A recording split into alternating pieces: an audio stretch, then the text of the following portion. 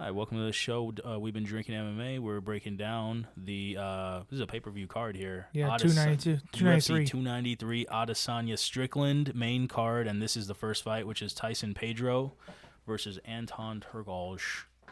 And this is light heavyweight. And my pick is going to be Tyson Pedro. For me, I think he's got the striking, and Turkalj a little bit more of a grappler, a little touch of the grappling more so.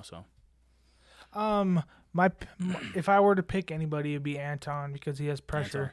Anton. But I'm not gonna put any money on it. But if I were to put money on something, it would be inside the distance on this one. I think Tyson Pedro is a counter striker with feet work that knows how to throw. Yeah. But this Anton guy throws with attention and he doesn't mind getting punched. Let's just say it like that. And he's just always with the pressure. So I think somebody's gonna get knocked out in this. Yeah. So I feel like Turkalj kind of he does put that pressure. And he has some weird strikes, the spinning stuff. He's like Bruce Leroy. Yeah. You know what I mean? Spinning back fists, spinning elbows.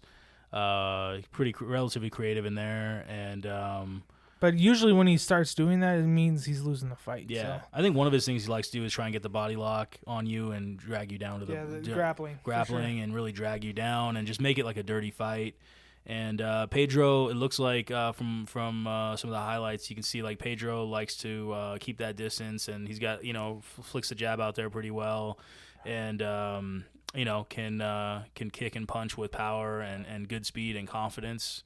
So I'm just thinking, Pedro with the striking is going to, I think. It's going to be tough to keep the distance, though, against a guy who just keeps charging at you. Yeah, and this is light heavyweight. Coming forward. This is light heavyweight. 205, one punch, Yeah. So it's going to be an interesting fight. It's a 50-50 fight. I think Turkalj is slightly favored, but it's basically 50-50. Yeah. So, I saw Turkalj's last fight also versus, we actually saw that fight. We were doing a podcast on that Petrovic? Yeah, Vitor Petrino. Petrino, and one of the scorecards was Petrino beat Turkalj 30-26. Yeah, that was a dismantling. It was a dismantling, but to be fair, Petrino looked like I think he was on the Ultimate, the either Contender Series or Ultimate Fighter, and he looked great there. And he's just looking like a guy who's like a good prospect, so it's just on unfortunate. The come up. Yeah, it's tough when you go fight a guy like dominant and who has got power, and he did good against the grappling and was able to get up off the ground pretty well against Turkalj. And look at the last two fights, and Anton has fought. Yeah. Jolton Almeida. Yeah, it's not fair. Yeah, and then then Petrino. Yeah, he literally two just amazing contenders right there. Yeah, I mean, he was literally undefeated before those two losses in the UFC, and he even had a win over some guy named Asacio Dos Santos. That was his Contender Series fight.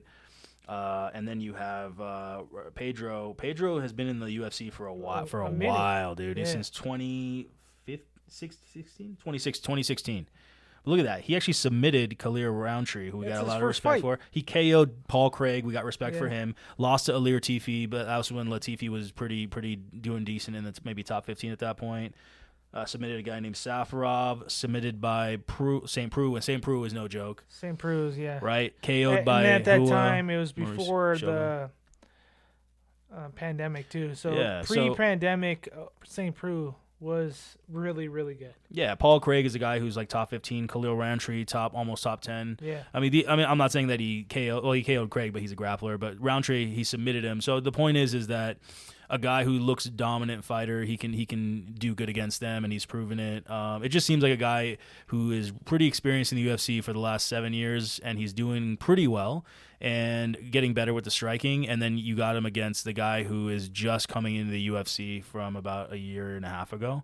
So I just feel like the experienced striker versus the guy who's coming in with creativity, experience from versus pressure, youth versus, and pressure. 100%. Yeah, it's going to be an interesting fight because Turkalj comes to fight and comes to really put pressure anyways, and makes it so that it'll be tougher for Pedro to just try and get away and strike. So it'll be interesting to see if Turkalj can take him down. We'll see.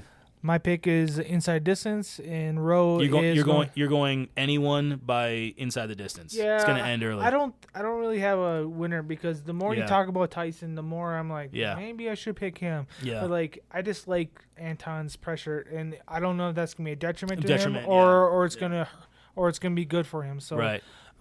So I'm gonna inside distance. Right.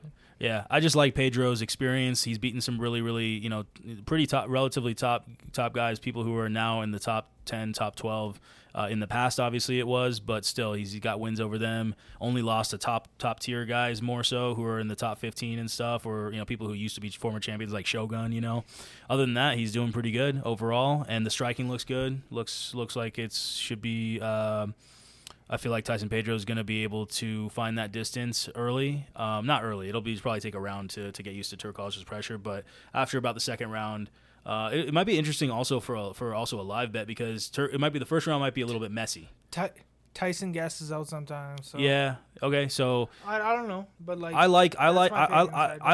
always anytime you have a guy who pressures a ton and likes to go for takedowns, I like to kind of sometimes see the part of the first round and just see.